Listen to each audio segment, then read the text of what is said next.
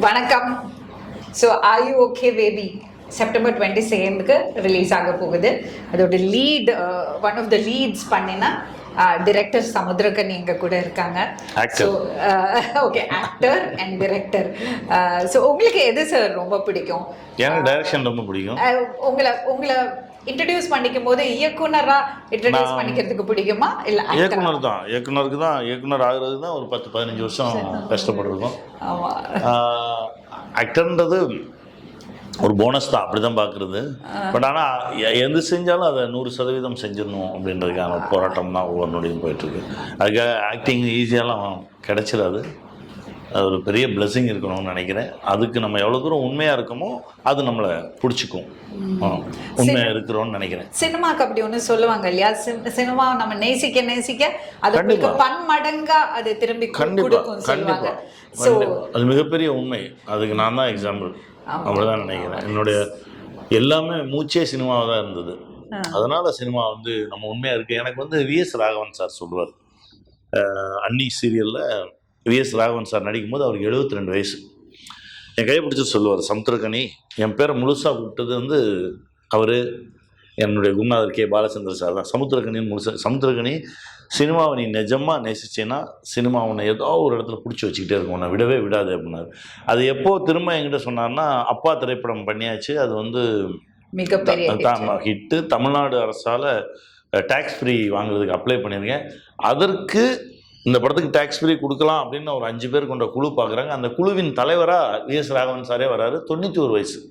91 வயசு இன்செர்ட் பண்ணிட்டு அப்போவும் அதே தான் சொன்னார். நான் சொன்னேன்ல, நான் சினிமாவை நிஜமாக நேசித்ததுனால என்னை ஏதோ ஒரு இடத்துல சினிமா பிடிச்சி வச்சுக்கிட்டே இருக்குது, உண்மையாக இருந்தது கேமராவுக்கு, அது ஒன்றை விடாது அப்படின்னு தான் சொன்னாங்க. Super, wonderful wonderful.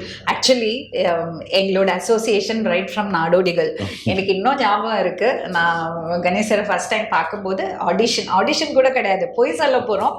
அவர் பார்த்துட்டு அன்னைக்கு நைட் எனக்கு இந்த அம்மா வேணும் என்னோட படத்துல கேரக்டருக்கு, ரொம்ப நாளா தேடிட்டு இருக்கோன்னு. ஸோ அடுத்த நாள் நான் போனப்போ ஹி டோல் மீ இப்படி. ஸோ நான் நாடோடிகள் பண்ணிட்டு இருக்கும்போது என்னோட first short film New York film ஃபெஸ்டிவல்ல செலக்ட் ஆச்சு. அப்போ எனக்கு இன்னும் ஞாபகம் இருக்கு, நம்ம ஷார்ட் எடுக்கும்போது தான் எனக்கு மெசேஜ் வந்தது, நீங்க என்னோட தலையில கை வச்சு பிளஸ் பண்ணீங்க. எனக்கு அது மறக்காது. ஒரு சில விஷயங்கள் எல்லாம் நம்மளால லைஃப்ல மறக்கவே முடியாது இல்லையா. ஸோ அந்த மாதிரி ஒரு விஷயம். ஆமா ஆமா. அண்ட் என்னை பொறுத்த வரைக்கும் when I see you, இப்போ R you okay baby shoot பண்ணிட்டு இருக்கும்போது நான் சீன் சொல்லலாம்னு கேரவனுக்குள்ள போனா அவர் ரெஸ்ட் எல்லாம் எடுத்துட்டு இருக்க மாட்டாரு. அவர் ஸ்கிரிப்ட் எழுதிட்டு இருப்பாரு. அந்த படம் இல்லையா சார், இப்போ சூப்பர் ஹிட் ஃபிலிம் ப்ரோ, அதோட ஸ்கிரிப்ட் அப்ப பண்ணிட்டு ஸ்கிரிப்ட் முடிச்சு ஷூட், இவ்வளோ பெரிய ஆர்டிஸ்ட் வச்சு ஷூட்டும் முடிச்சு அந்த படம் ரிலீஸும் பண்ணி ரொம்ப சாதாரணமா உட்கார்ந்துருக்காரு. பிரமிப்பா இருக்கு நம்ம வேலை, பிரமிப்பா இருக்கு. வேலை செய்யறது அது விதைக்கிற மாதிரி. நம்ம வேலை முடிஞ்சிருச்சு, ஷூட் பண்ண ரிலீஸ் ஜூலை 28 ரிலீஸ், 25 முடிச்சிட்டேன் வேலையை. நான் 25க்கு அப்புறமே அடுத்த வேலைக்கு வந்துட்டேன். ரொம்ப பெரிய படம் இல்லையா, அது நடந்தது. பிரபஞ்சம் ரொம்ப பெரிய படம். அந்த மாதிரி பெரிய படங்கள்லாம் வருஷக்கணக்கா எடுத்து ரீஷூட் போவாங்க. அதெல்லாம் நான் கேள்விப்பட்டிருக்கேன், நான் பார்த்திருக்கேன். நானே அந்த மாதிரி படங்கள்ல I have been part of it. ஒரு டைமுக்குள்ள எடுத்து அது ஒரு பெரிய ஒரு வல்லம் இல்ல. அது என் குருநாதர் கிட்ட எக்ஸ்பீரியன்ஸ் எந்த ஸ்கூல்ல இருந்து வரும்னு ஒண்ணு இருக்குல்ல. சோ எப்ப ஆரம்பிச்சீங்க? ஃபெப்ரவரி 22 ஆரம்பிச்சோம், ஜூலை 28 ரிலீஸ் பண்ணிட்டோம். படத்தோட பட்ஜெட் 160 crores. எப்படி சாதாரணமா உட்கார்ந்துருக்காரு பாருங்க. சாதனை, மிகப்பெரிய சாதனை. அண்ட் இன்னைக்கு நான் இன்னொரு இன்டர்வியூல நோட்டீஸ் பண்ணிட்டே இருந்தேன், அவர் ஒரு மோட்டிவேட்டரா நிறைய பேர் பாக்குறாங்க. நான் இந்த அடாப்டிவ் பேரண்ட்ஸ் இன்டர்வியூ பண்ணும்போது கூட அவங்களுக்கெல்லாம் இந்த ப்ரெஸ் மீட்லுக்கு வரோம், நீங்கள் வரீங்க சொன்ன போது அவங்க ஐயோ நாங்கள் கணேசரோட ஃபேன், நாங்கள் வரணும். ஸோ நிறைய நீங்கள் மோட்டிவேட் பண்ணிட்டு இருக்கீங்க. ரோல் மாடல்ஸ் ரொம்ப முக்கியம் குழந்தைகளுக்கும் இந்த காலத்தில் வந்து நல்ல ரோல் மாடல்ஸ் கிடைக்கிறது ஒரு மிகப்பெரிய விஷயம். அது நீங்கள் ஒரு ரோல் மாடலாக இருக்கீங்க பல பேருக்கு. அது நான் இந்த தருணத்தில் இந்த ஒரு ஆப்பர்ச்சுனிட்டியில் சொல்ல விரும்புகிறேன். வேலையை நம்ம செய்கிறோம், அவ்வளோதான். இப்போ வந்து ஒரு எழுத்தாளர் வந்து எழுதுவார், நமக்கு வேலை இறைவன் கொடுத்துருக்க வேலை வந்து இயக்குவது, நடிப்பது. அதை நம்ம சரியாக செய்யணும், அதை ரொம்ப ட்ரூத்ஃபுல்லாக பண்ணணும் அப்படின்னு நினைக்கிறேன். இப்போ நான் கதை எழுதி நான் இயக்குறேன் அப்படின்னா இந்த சமூகத்துக்கு ஏதாவது ஒன்று சொல்லிடணும்னு ஆசைப்படுவேன். அதாவது என்கிட்ட நானா படைகர் சொன்னார் காலா திரைப்படம் பண்ணும்போது, அதாவது ஒரு குறிப்பிட்ட வயசு வரைக்கும் நீ சமூகத்திலேருந்து வாங்கிக்க, ஒரு பாயிண்ட்டுக்கு அப்புறம் திருப்பி கொடுக்க ஆரம்பிச்சிடணும். நீ எவ்வளோ வாங்கினியோ அவ்வளோ திருப்பி கொடுத்துட்டு கணக்கை இங்கேயே நேர் பண்ணிட்டு கிளம்பிடு. இப்போ அநேகமாக இப்போ வந்து திருப்பி கொடுக்குற நேரம்னு நினைக்கிறேன், திருப்பி கொடுக்க ஆரம்பிச்சிருக்கோன்னு நினைக்கிறேன். ஏதோ ஒன்று, ஏன்னா நம்ம கார் கொடுத்தது, வீடு கொடுத்தது, இவ்வளோ வசதியான ஒரு வாழ்க்கை கொடுத்தது எல்லாமே சமூகம் தானே. அந்த சமூகத்துக்கு நம்ம என்ன கொடுக்குறோன்னு ஒன்று இருக்குல்ல, அதை நம்ம திருப்பி கொடுத்துடணும், ஒரு நல்ல விஷயமா கொடுத்துடணும். அப்படி வந்தது தான் அப்பா, சாட்டை, இந்த மாதிரி இப்போ வினோத சித்தம், இந்த மாதிரி படைப்புகள்லாம். ஸோ என்ன ஃபிலாசபி இல்லை வினோதே சித்தத்தில், அந்த ஃபிலாசபி வந்து பிரில்லியண்டான ஒரு ஃபிலாசபி. ஸோ உங்கள் படங்கள் ரெஸ்பான்சிபிளாக சொசைட்டிக்கு ரெலவெண்ட்டாக இருக்கணும், அதே சமயம் கமர்ஷியலாகவும் சக்ஸஸ்ஃபுல் ஆகிறது. அதுதான் நமக்கு பெரிய சேலஞ்ச். அதுதான் நான் பிரேக் பண்ணணும். என்னன்னா நான் அதுதான் சொல்ல வரேன். நானும் வந்து சொசைட்டிக்கு நல்ல விஷயங்கள் சொல்லணும். ஒரு ஆரோகணம் பண்ணினேன், ஒரு அம்மினி பண்ணினேன், ஹவுஸ் ஓனர் பண்ணினேன். எனக்கு உங்களை மாதிரி எழுத்தாளர்கள், இயக்குனர்கள் ரொம்ப பாராட்டினாங்க. ஆனா கமர்ஷியலா அங்க போய் ஹிட் ஆகணும்ல, அதை கிராக் பண்ண முடியணும். That is a very difficult task. அதை நீங்க எப்படி பண்றீங்க? இப்போ நம்ம தமிழ்ல வினோத சித்தம் பண்ணும்போது நம்ம ஸ்கேல் இது, நம்ம மீட்டர் இதுன்னு தெரியும் தமிழ் ஆடியன்ஸ். இப்போ தெலுங்குல நம்ம ப்ரோ பண்ணோம்ல வினோத சித்தம் தான், அதை நம்ம ரீமேக் பண்ணோம். அப்போ பிரிச்சுக்குவோம், இது ஃபேன்ஸுக்கு ஒரு சீன்லேயே அது முன்னாடி ஒரு ஒரு 30 செகண்ட் ஃபேன்ஸுக்கு வச்சுருவேன். அதுக்கப்புறம் சீனுக்குள்ளே போய் நம்ம சொல்ல வர விஷயத்தையும் உள்ளே வைப்போம். உள்ளே வச்சா இங்கே கைத்தட்டுவான், கைத்தட்டினதுக்கப்புறம் அவன் அமைதியாகிடுவான், அமைதியானவன் நம்ம சொல்ல வரதை சொல்லுவோம், முடிக்கணும். இப்போ அடுத்த சீன் ஓப்பன் பண்ணும்போது ஃபேன்ஸுக்கு தான் ஓப்பன் பண்ணுவோம். அது வந்து ஒரு ஒரு கேம் மாதிரி தான். அந்த கேமை நம்ம கரெக்டாக ஆடினா தான் அது போய் ரீச் ஆகும். ஸோ அப்போ ஒரு சீன் எழுதும்போது அது ஒரு படம் மாதிரி, ஒரு ஷார்ட் ஸ்டோரி மாதிரி தான் இருக்கும். ஒரு பிகினிங், ஒரு மிடில், ஒரு எண்ட், அப்படி தான் வச்சிருக்கோம். அண்ட் தென் அந்த கிளைமாக்ஸ்ல இருந்து அடுத்த சீனுக்கு போகும்போது அது வந்து பெரிய கான்ஷியஸா பண்ணுவீங்களா? அது கான்ஷியஸா தான் பண்ணணும். ஏன்னா அவங்க அவ்வளோ பெரிய மாஸ் ஹீரோ வச்சு பண்ணும்போது, ஆனால் முதல் நாள் வர்றது எல்லாமே குட்டி குட்டி பசங்க தான் வருவாங்க, ஃபேன்ஸ் தான் வருவாங்க. நான் சொன்னேனே, முதல் நாள் முதல் ஷோ பார்க்கும்போது திரையே தெரியல. அது 10 நிமிஷம் தெரியாமல் இருக்கலாம், 15 நிமிஷம் தெரியாமல் இருக்கலாம், 2.25 மணி நேரம் தெரியலன்னா எப்படி? அப்படிதான் இருந்தாங்க. அது அந்த மாதிரி ஒரு மாஸ் வந்து வெறி பிடிச்சவங்களும் நான் பார்க்கவே இல்லை, ஃபர்ஸ்ட் டைம் பார்க்குறேன். ஸோ அந்த ஆடியன்ஸ் பல்ஸ் உங்களுக்கு தெரிஞ்சிருக்குல்ல, அது நீங்க தியேட்டர்ல போய் ஆடியன்ஸ் கூட உங்க படங்கள் பார்க்கும்போது, நான் எழுதும் போதே சொல்லுவேன், இந்த இடத்துல கை தட்டுவாங்க, இந்த இடத்துல அமைதியா. அது உங்களோட அசிஸ்டன்ட் டைரக்டரா ஒர்க் பண்ண எக்ஸ்பீரியன்ஸா, இல்ல தியேட்டர்ல போய் ஆடியன்ஸ் கூட உங்க படங்களே நீங்க பார்க்கும்போது ஆடியன்ஸ் ரெஸ்பான்ஸ் பார்த்து அது எப்படின்னு தெரியல இப்போ வரைக்கும். அது இன்ட்யூட்டிவ் தான். நம்ம நாடோடிகளா இருக்கட்டும், போராளியா இருக்கட்டும், ப்ரோ வரைக்கும் வந்து இந்த இடத்துல கிளாப்ஸ் வரும். நம்ம சொன்ன இடத்துல கிளாப்ஸ் வரல அப்படின்னா நம்ம வந்து அந்த ஃபேன்ஸு ஆடியன்ஸ்லேருந்து நம்ம மிஸ் ஆகி வேற எங்கேயோ போயிட்டு இருக்கோம்னு அர்த்தம். அது இப்போ வரைக்கும் அந்த ஸ்பார்க் இருக்கிறதுனால ஓகே நம்ம கரெக்ட் ரூட்ல தான் போயிட்டு இருக்கோம் அப்படின்னு சொல்லி. அந்த நாடோடிகள் அந்த பஸ்ல ஏற்றி விட்டுட்டு அந்த ஒரு அந்த டைம்ல தியேட்டர் ஃபுல்லாவே ஒரு ரெஸ்பான்ஸ் இருந்தது. கண்ட்ரோல் பிளாக் வந்து நான் எழுதும்போது சொன்னேன், எந்திரிப்பாங்க, கை தட்டுவாங்க, உட்காருவாங்க, அந்த காதுல அடி வாங்கும் போது தியேட்டர் பின் ட்ராப் சைலண்ட் ஆகும், சொல்லி தான் எடுத்தோம். அது எல்லாமே அங்கே ஸ்க்ரீனில் அந்த ரியாக்ஷன்ஸ் அப்படியே கிடைக்குதுன்றப்போ நம்ம கரெக்டாக போயிட்டு இருக்கோம்னு அர்த்தம். ஸோ நீங்கள் ஸ்கிரிப்ட் எழுதும்போது ஒரு ஸ்ட்ரக்சர் ஃபாலோ பண்ணுவீங்களா? ஜானரை முதல்ல ஃபிக்ஸ் பண்ணிடுவீங்களா? எப்படி ஒரு ஸ்ட்ரக்சர்?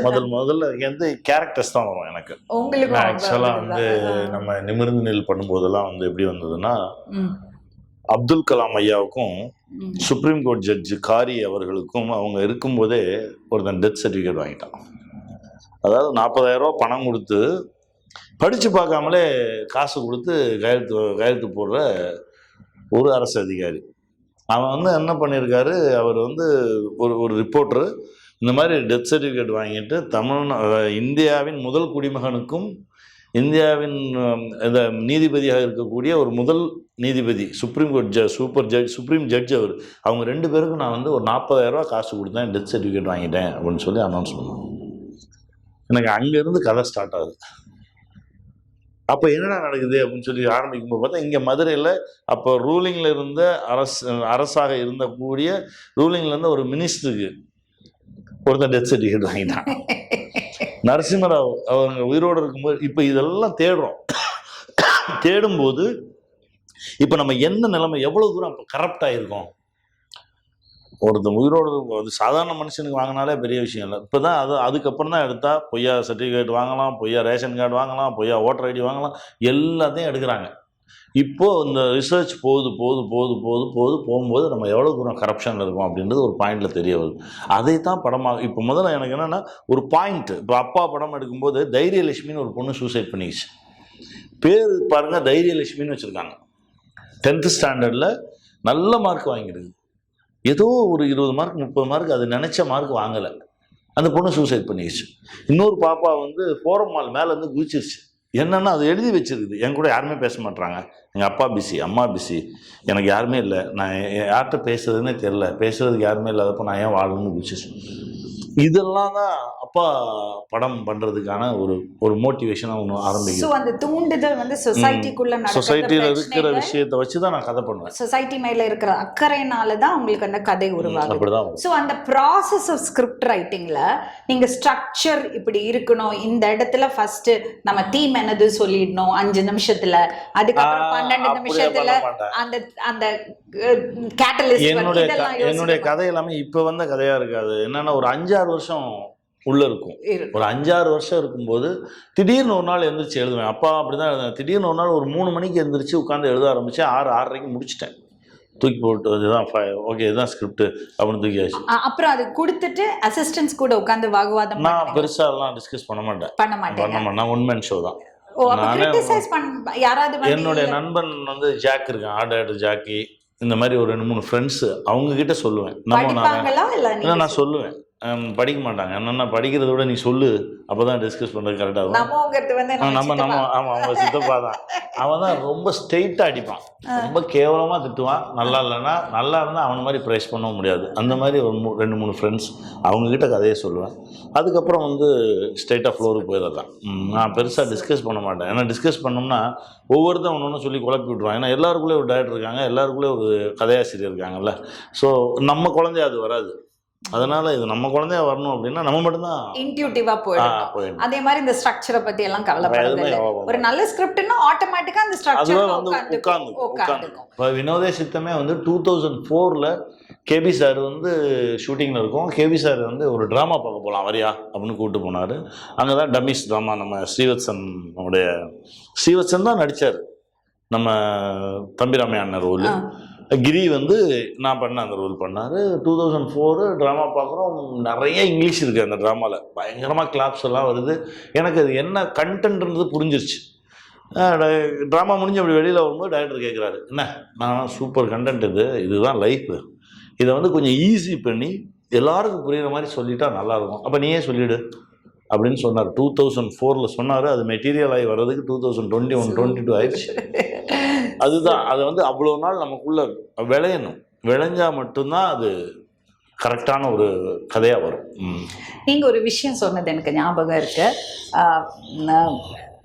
நான் சொன்னேன், நான் தான் எல்லாம் பார்க்கணுங்க, நீ இதெல்லாம் நான் தான் பண்ணணும். சொன்னீங்க நீங்கள் டைரக்டராக இருந்தால் எல்லாமே நம்ம தான் பண்ணணும். It's a one man show, ஒரு ஒன் உமன் ஷோ.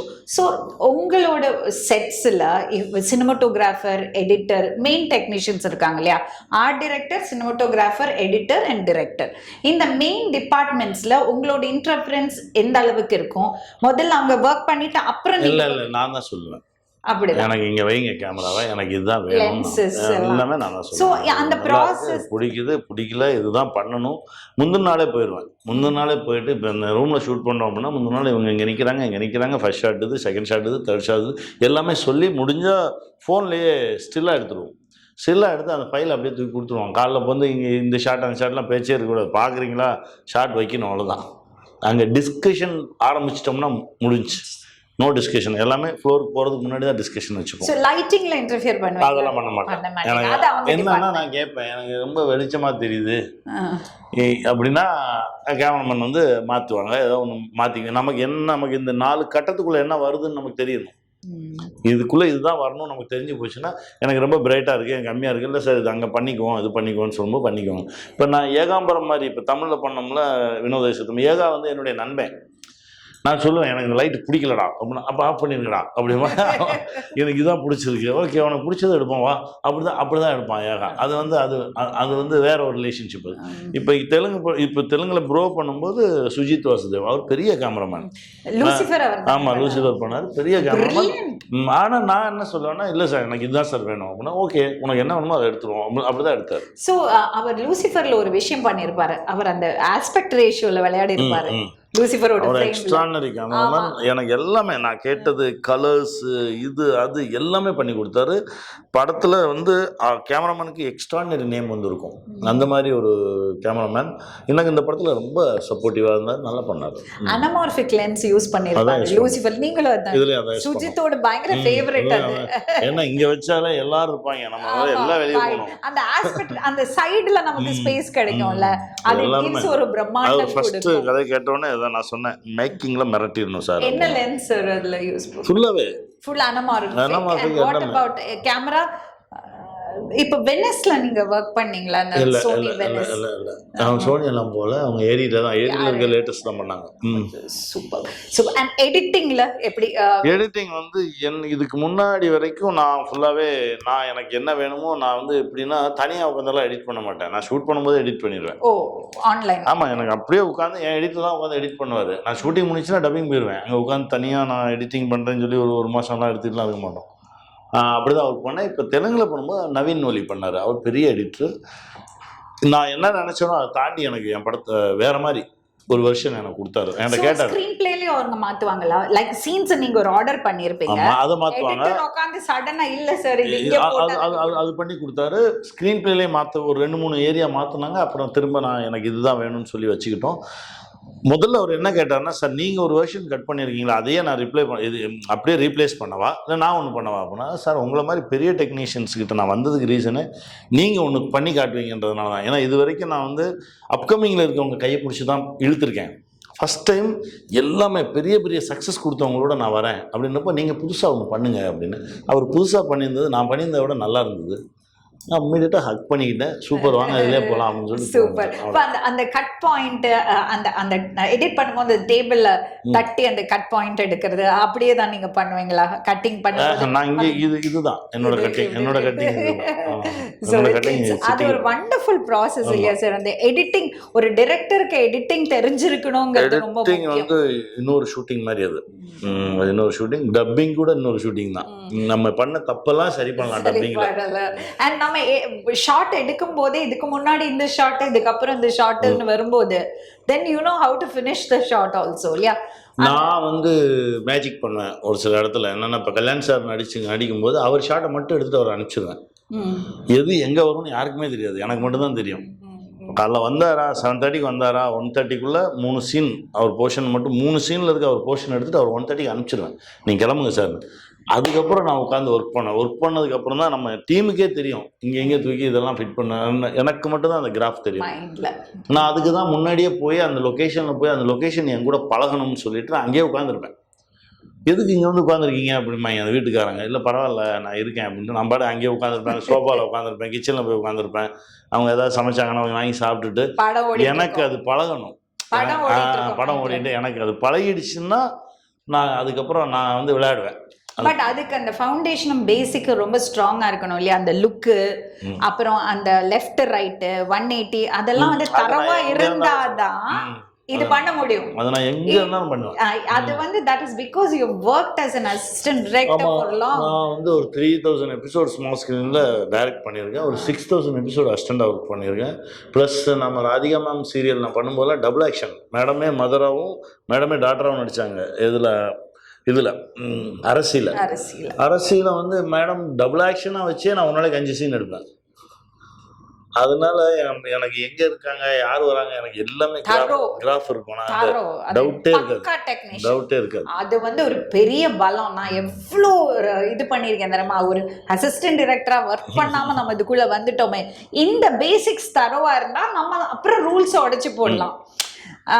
அதுக்கு எனக்கு கொஞ்சம் டைம் ஆச்சு, 5வது படம் ஆச்சு எனக்கு அது கான்ஃபிடென்ட்டாக வரதுக்கு. ஸோ இந்த வாட்டி கணேஷ் சார் இருக்காரு ஆரியோக்கி பேபியில், மிஷ்கின் சார் இருக்காரு, அதுக்கப்புறம் உதய் மகேஷ் சார் இருக்காரு, பவல் இருக்காங்க. ஸோ 4 பேர் டிரெக்டர்ஸ். ஸோ எனக்கு ஒரு டென்ஷன் இருந்துகிட்டே தான் இருந்தது.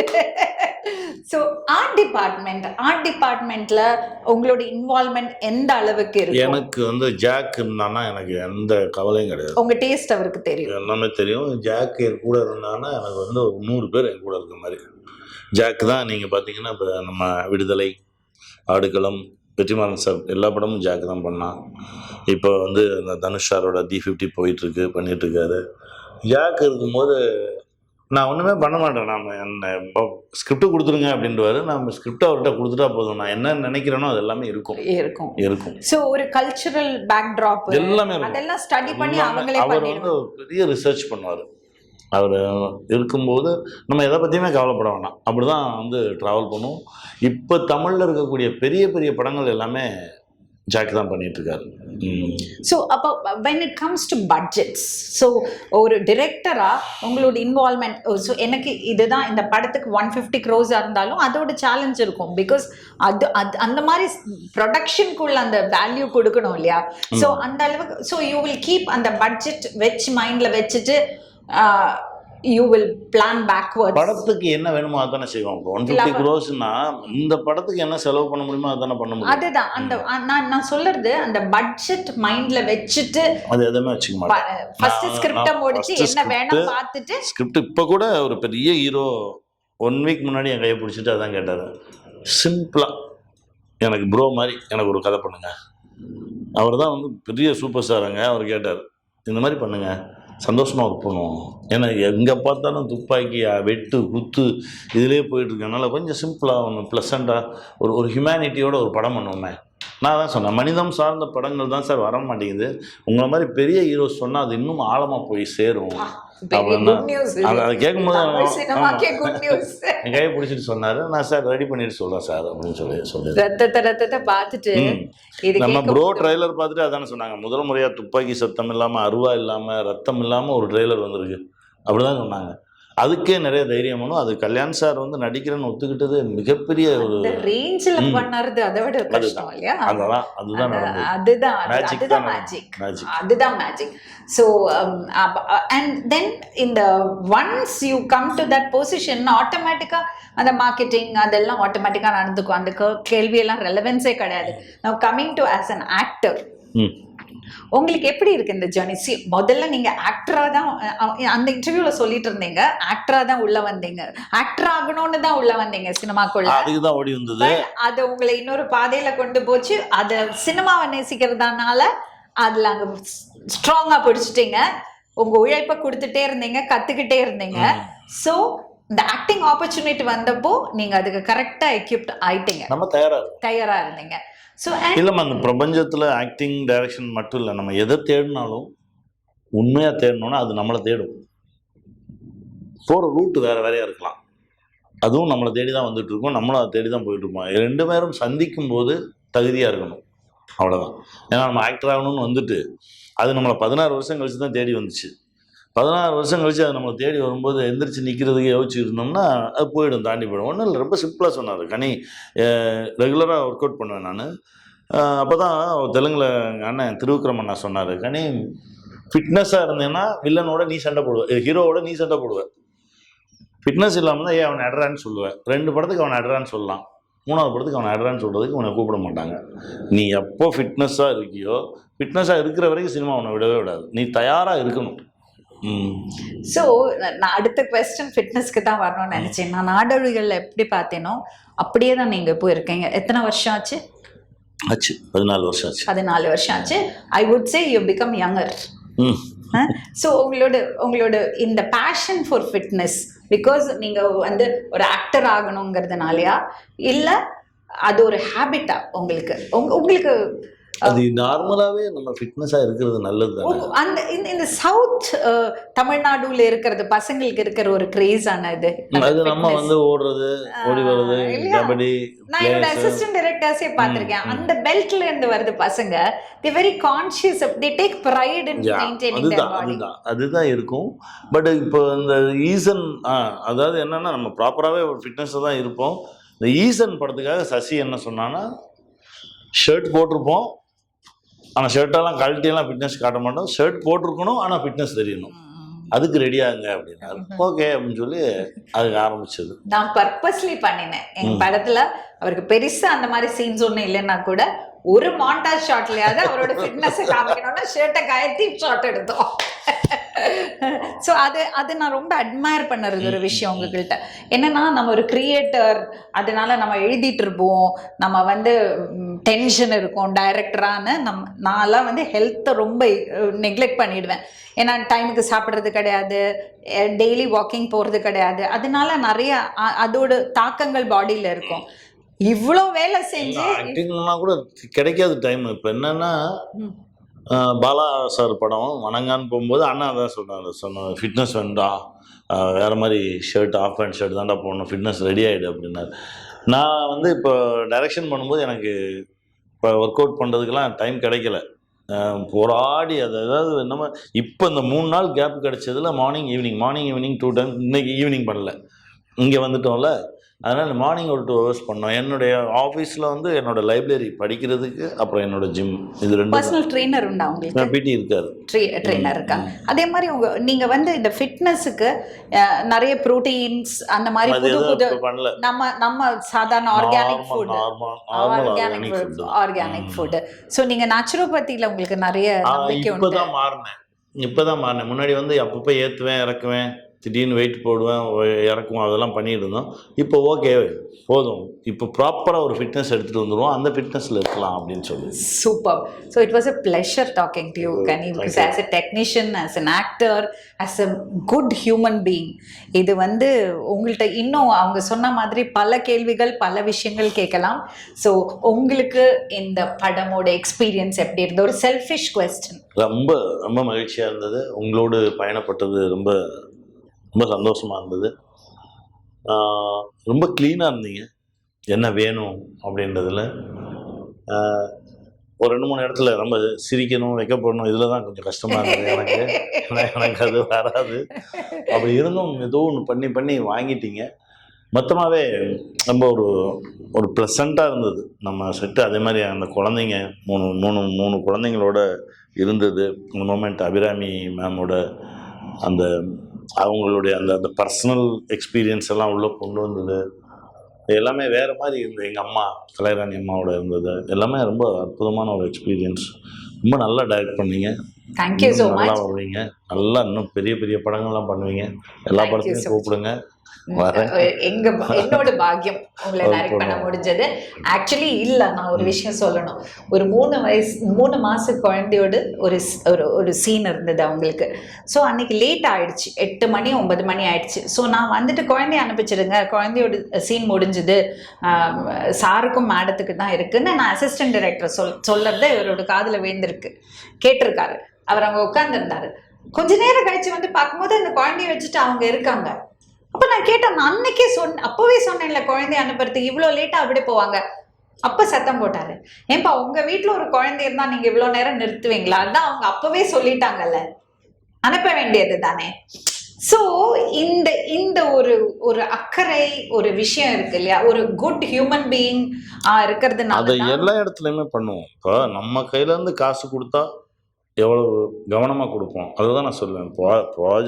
ப்ராஜெக்ட்லேயே ப்ரொடக்ஷன்லேயே அதை நான் சத்தம் போடுவேன். என்னென்னா நம்ம காசுன்னு நினச்சி கொடுங்கடா, எல்லாத்தையும் வேஸ்ட் பண்ணுறது யாருக்கும் பயன் இல்லாமல் போயிடும்ல. அதனால தான் இந்த டைம் வரைக்கும் இவங்க இருந்தால் போதும், இந்த டைமுக்கு அப்புறம் இவங்களை அனுப்பிச்சிருங்க அப்படின்னு மார்னிங்கே நான் டிசைன் பண்ணிடுவேன். இப்போ அதனால தான் அன்றைக்கி நீங்கள் சொன்னது எனக்கு கேட்டுச்சு. அப்போ அடுத்த 5வது நிமிஷமே அவங்கள அனுப்பிச்சிருக்கலாம். அந்த குழந்தை பாவம், 3 மாதம் குழந்தை குளிருது, அதுதான் அதெல்லாம் தான் கவனிக்கிறதுக்கு நம்ம பக்கத்துலேயே ஒருத்தர் இருக்கணும்னு நினைப்போம். எப்பவுமே அது அமையாது.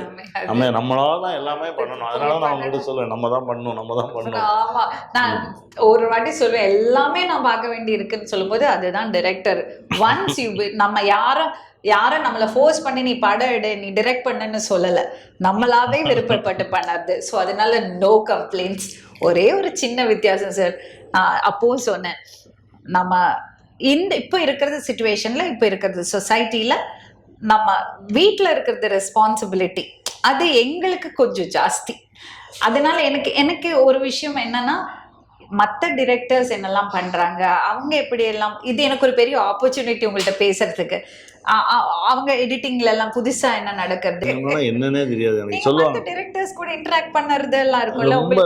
ஏதோ ஒரு நாள் இந்த மிஸ்கின் அண்ணா திடீர்னு அன்னைக்கு கூப்பிட்டாரு, டே எங்கடா இருக்க, அப்படி ஏதாவது ஒன்று போனாதான் உண்டு.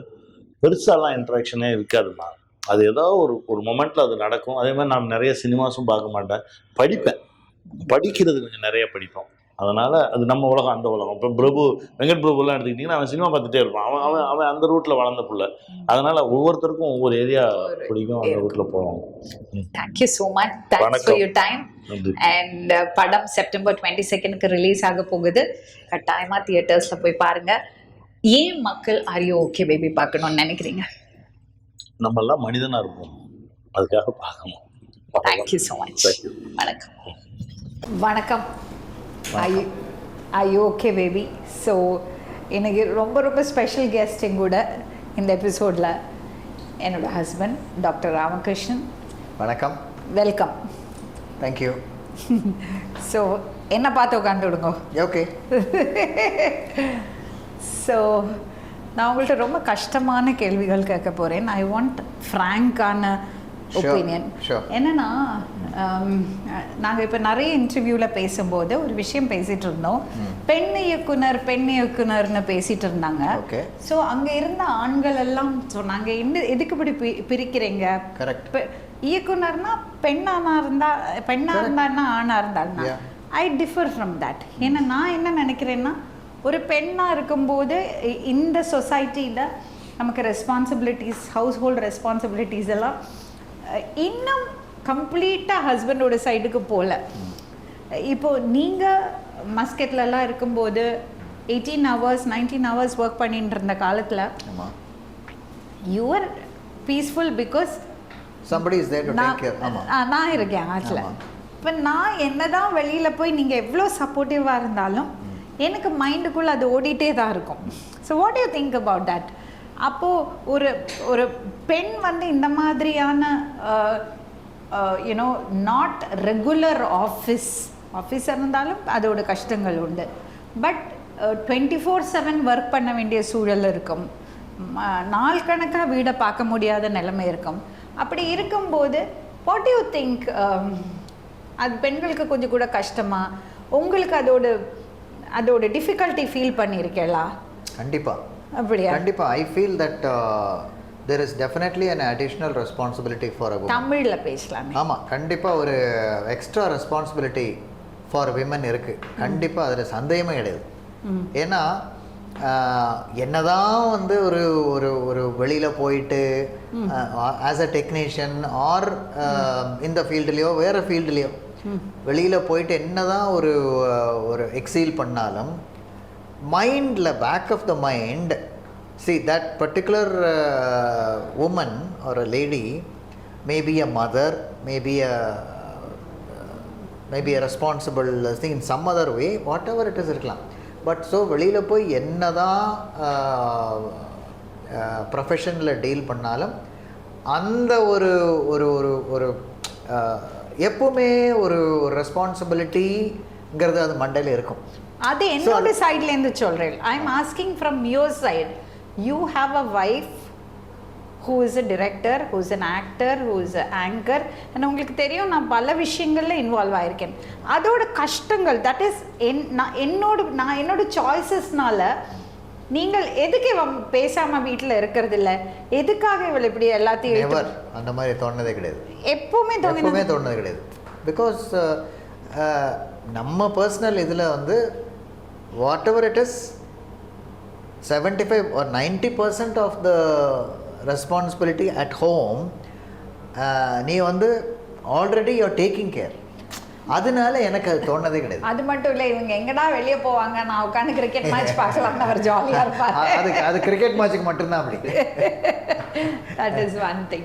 And second thing I wanted to ask you is, இப்போ நாங்கள் வெளியே போகும்போது ஒரு ஃபங்க்ஷனுக்கு போகிறோம், இல்லைன்னா ஒரு பப்ளிக் பிளேஸ்க்கு போகிறோம், அன்றைக்கி ஃப்ளைட்டில் லண்டன்லேருந்து வரும்போது மக்களுக்கு பாசத்தினால தான் பண்ணுறாங்க. பிகாஸ் ஃபாரின் கண்ட்ரீஸ்லலாம் இந்த தமிழ் சேனல்ஸ் நிறைய பார்க்குறதவங்க இருக்கிற இடத்துக்கு போனால் வேற லெவல் இந்த ஷோக்கு ஃபேன்ஸ் உண்டு. எனக்கு என்னோட ரியாலிட்டி ஷோக்கு சார் பக்கத்தில் இருக்கிறதெல்லாம் கவனிக்கவே மாட்டாங்க. அவங்களுக்கு அந்த எக்ஸைட்மெண்ட்டில் அவரை தாண்டி வந்து எங்கிட்ட வந்து செல்ஃபி எடுப்பாங்க. இங்கே ஒருத்தர் உட்காந்துருக்கிறதுக்கு கூட தெரியாது. பசங்க கோவப்படுவாங்க என்கிட்ட, என்னம்மா அது என்ன, அது ஒரு லவ் தானே. அது இல்லைன்னா தான் நான் வருத்தப்படுவேன். ஏன்னா மக்களை நம்மளை மக்கள் நேசிக்கிறாங்கன்னா நல்ல விஷயம். பட் ஃபேமிலிக்கு அது எப்படி இருக்கும்? நீங்கள் அதை ஃபீல் பண்ணியிருக்கீங்களா? என்னத்துக்கு வெளியில் போனால் இப்படி ஒரு ப்ரைவசி இல்லை, இந்த மாதிரி பண்ணுறாங்கன்னு ஃபீல் பண்ணியிருக்கேன். ப்ரைவசி இல்லைன்னு இல்லை, பட் இந்த மாதிரி ஃபார் எக்ஸாம்பிள் அன்றைக்கி ஃப்ளைட்டில் உட்காந்துருந்தோம். ஐ வாஸ் தேர் அண்ட் கிட்டக்க ஸ்ரேயாவுக்கு உடம்பு சரி இருக்கலை. ஸோ அந்த டைமில் வந்து இன்ஸ்பைட் ஆஃப் குழந்தைக்கு இந்த மாதிரி உடம்பு சரியில்லைன்னு சொல்லி கூடி nobody, I mean they didn't bother. They were completely engrossed and focused to talk to you. அப்ப எம்மையில கோவம் வருமா உங்களுக்கு? உண்மையில கோவம் வராது. உண்மையில இல்ல, என்னடா அதுன்னு ஒரு சின்ன ஒரு irritation. But உங்களுக்கு பெருமையா இருக்குமா இப்படி? Definitely. You feel happy. Yeah. You feel happy about it. So உங்களுக்கு Are You Okay Babyயோட ஸ்டோரி தெரியும், நீங்கள் படத்தை பார்த்தாச்சு, நிறைய வாட்டி பார்த்தேன். ஆடியன்ஸ்க்கு நீங்கள் என்ன சொல்ல விரும்பல? What was your first impression? House owner பார்த்துருக்கேன், அம்மனி பார்த்துருக்கேன், நெருங்கி வா முத்தமிடாதே பார்த்துருக்கேன், ஆரோகணம் பார்த்துருக்கேன், இப்போ Are You Okay Baby.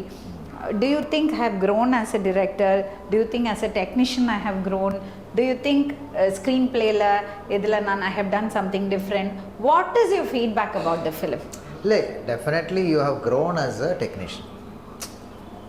Why I am telling you is house owner பண்ணை, அதுக்கு முன்னால் அம்மனி பண்ணை, இப்போ இந்த படம் பண்ணுறது the ease of operation, like கொஞ்சம் கூட ரிஃபைன்டாக, கொஞ்சம் கூட ஒரு ஈஸியாக சொல்ல மாட்டேன், but having studied or having known all the not mistakes processes before, இங்கே கொஞ்சம் கூட handling was, I found you handled it well. So ப்ராடக்டாக பார்க்குறது என்ன தோணுது? வித்தியாசமான படம் டெஃபினெட்லி. எதனால வித்தியாசமான படம்? Two things. One is இந்த படத்தில் you cannot say it's completely a family dramaன்னு சொல்ல முடியாது. It has got a different angle altogether. ஒரு சின்ன ஒரு crime element, ஒரு சின்ன ஒரு டிஃப்ரெண்ட் ஆங்கிள்ஸ்லேருந்து ஒரு சொல்யூஷனை அப்ரோச் பண்ணுற மாதிரி ஒரு கதை. டிஃப்ரெண்ட் ஆல் 2-3 ஆங்கிள்ஸ்லேருந்து அப்ரோச் பண்ணுற மாதிரி ஒரு ஸ்டோரி கொண்டு வந்திருக்கேன். So that is something different. ஒரே லீனியராக போகாக்கி அந்த மாதிரி ஒரு செட்டப்பில் how are you able to get through it. So that is what so உங்களுக்கு தட் மேக்ஸ் இட் இன்ட்ரெஸ்டிங்.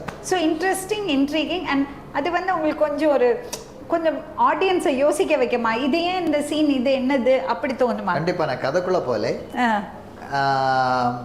ஒரு மாதிரி half the film வரத்தே people will all be in a dilemma. அந்த dilemma ஒர்க் அவுட் ஆக தொடங்கிவிடும். இந்த பக்கமா அந்த பக்கம் அப்படி dilemma ஒர்க் அவுட் ஆக. ஸ்க்ரீன் பிளேல கன்ஃபியூஷன் வருமா? இது பிகாஸ் நான் நான் லீனியரா கட் பண்ணதுனால கண்டிப்பாக வராது. பட் அது உங்களுக்கு ட்ராக் 3 ட்ராக் மாறி வருது. அதனால சைமல்டேனியஸ் பிகாஸ் இடையில ஃபிளாஷ்பேக் வரும்.